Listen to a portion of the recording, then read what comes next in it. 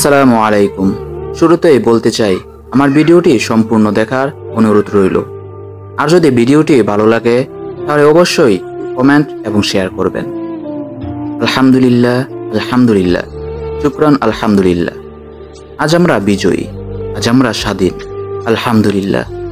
এই স্বাধীন, এই বিজয় আমরা পেয়েছি অনেক রক্ত, অনেক কষ্ট আর অনেক ত্যাগের বিনিময়ে। এই বিজয় আমাদের ছাত্র ভাই বোনদের বিজয়। এ বিজয় আমাদের বাংলাদেশের বিজয়। এ বিজয়ে জালেম সরকারের পতনের বিজয়। এত কষ্ট করে এই বিজয় পাওয়ার পরও একটি বিষয় অনেক দুঃখজনক, আর তা হলো লুটপাট। আমি জানি না আমার কথা আপনাদের কাছে কেমন লাগবে বা কিভাবে নেবেন আমার এই কথাগুলো। তাই একটি কথা মনের গভীর থেকে বলতেই হয়, আমরা কোনো ডাকাত নই, নই কোনো চোর। তাহলে কেন আমরা চুরি ও লুটপাট করছি সরকারি রাষ্ট্রীয় সম্পদগুলো?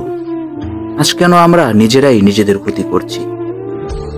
আপনারা কি জানেন যে সম্পদগুলো আজ আমরা লুটপাট করছি, সে সম্পদগুলো আমাদের কষ্টের টাকাতেই কিনা?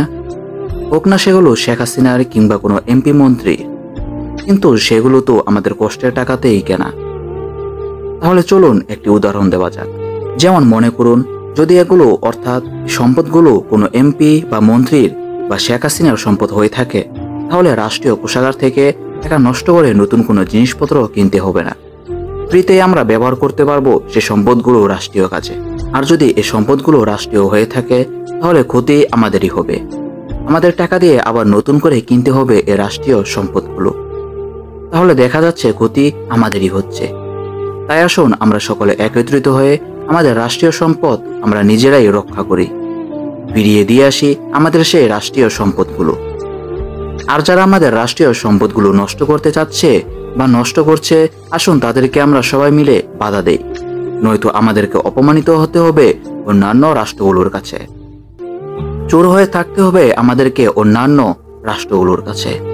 তাই আসুন আমরা আমাদের দেশকে রক্ষা করি, আমাদের সম্মানকে রক্ষা করি।